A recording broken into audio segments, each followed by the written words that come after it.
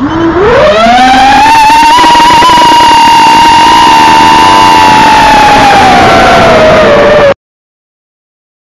so this has taken far too long, but finally the Jaguar is ready to fly. You'll see we've got the X4R module strapped in here. I've precariously managed to attach my ECN on the top of here, sort of a GoPro clone, so not sure how long that's going to stay on here. The ground's a bit wet, we've had a lot of rain, so I landed and then obviously got it really muddy. But I've been doing a few test runs with this and it is an absolute beast. I've not done it with the GoPro on yet. This is going to be the first time I'm doing it with the GoPro, but I did record some footage earlier just on the camera and it looked amazing, and this drone has some serious power, so we're going to go ahead, strap the GoPro on and give it a test flight with the GoPro on there as well, see how it works out. Let's have a go.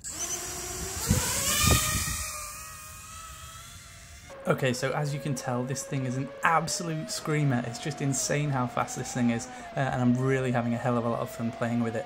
This is the first flight or two that I had with it. I hadn't changed the PIDs or anything. Everything's default stock settings, and it's still pretty amazing, to be honest. You know, I'd probably adjust a few things, but it's still pretty fantastic.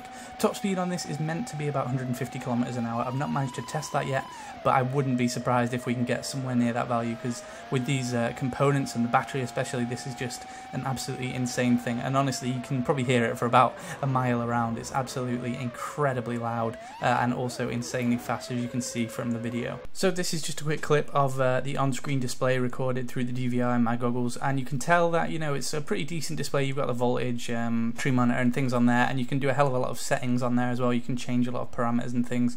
If you go into the menu, that will be controlled by your sticks on the remote, and then you can just navigate your way through the menu in there, and there's a lot of different settings and things, and also a lot of information you can get from the on-screen display as well, so that's really useful. And when you end the flight as well and turn it off, you get sort of a review on the on-screen display as well of all your flight times, your different things like that, so that's quite useful.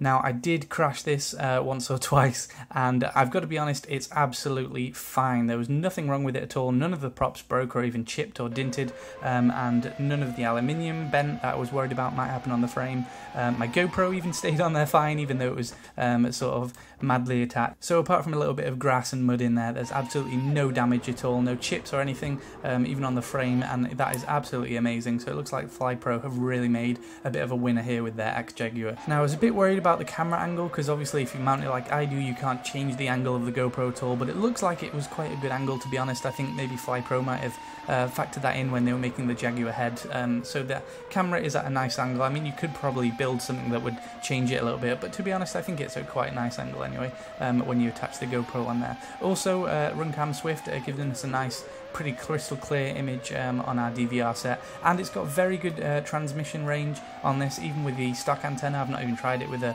Triumph or anything yet. Even the stock antenna is really good, and don't forget you can switch between 25 and 600 milliwatts, although even on 25 this thing's quite powerful and can pierce through a couple of trees and things like that. So this really is an awesome drone. I want to say thanks to FLYPRO for sending it to me, and also if you want to check it out, there's a link in the description. I think it's about $200 odd, and there might be a coupon in that description as well if you want to check that out. So anyway guys, stick around. Hopefully I might try and do a speed test, or maybe a bit more thorough crash testing inevitably of this, and hope you enjoyed the video, and I'll see you next time. Peace out.